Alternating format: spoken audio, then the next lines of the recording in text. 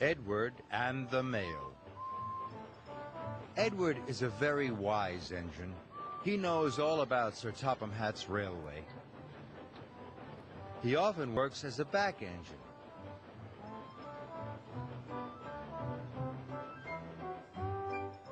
The other engines know they can always ask Edward for help. One morning, Sir Topham Hatt came to Tidmouth's sheds. Percy has broken down. He's at the repair yard, boomed Sir Topham Hatt. I need another engine to take the mail.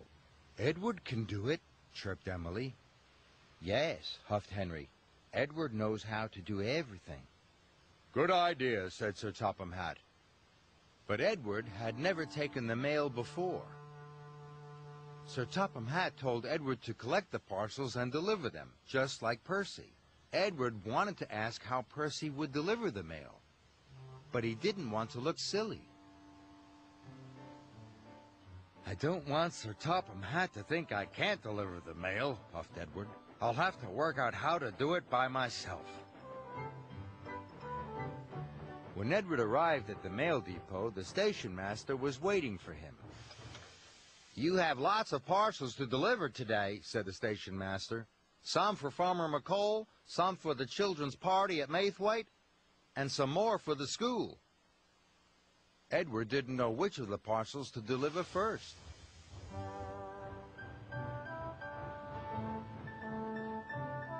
Maybe I should go to Farmer McColl's, Edward sighed.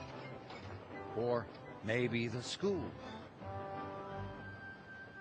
Edward puffed up to a junction. Thomas was waiting. Hello, Edward, chuffed Thomas. Are you delivering the mail today?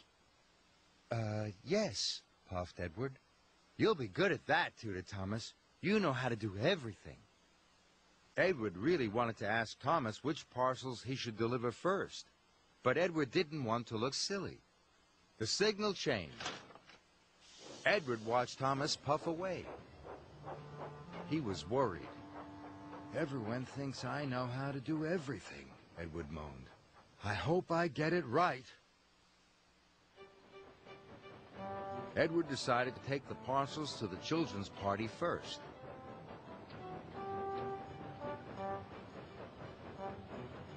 But Edward didn't know that Percy delivered the parcels in a special order. He accidentally left Farmer McColl's parcels with the children, and he whooshed away.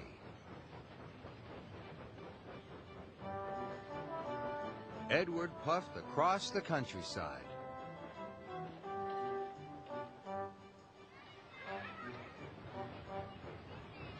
Next, he delivered some parcels to the school.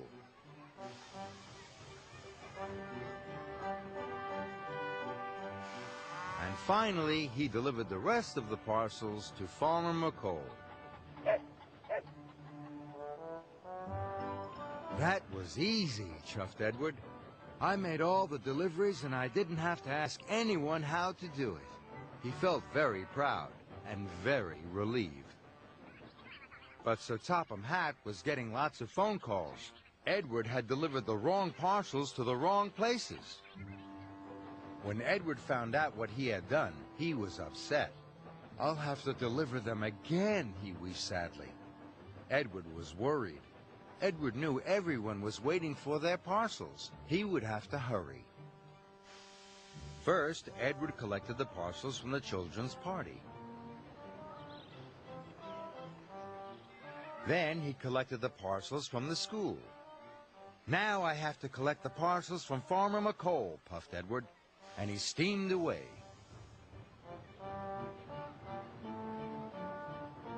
Edward was unhappy. I must not be late with these deliveries, he chuffed.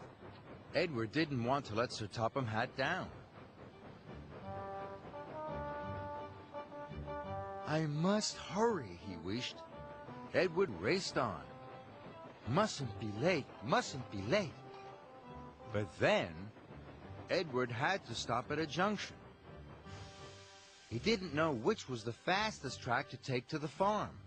Edward was in such a rush, he didn't ask the signalman. "Stop!" shouted the signalman. "That track is closed."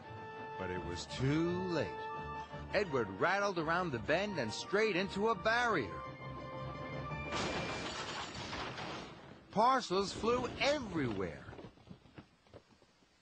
"I'll never deliver the parcels on time now," he moaned. Edward felt terrible. Soon the parcels were loaded back into Edward's trucks. Edward knew now he had to ask for help. "I must find Percy. I will ask him what to do."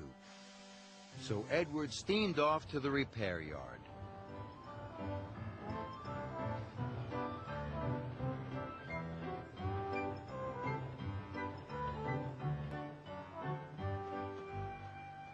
Percy was still being fixed.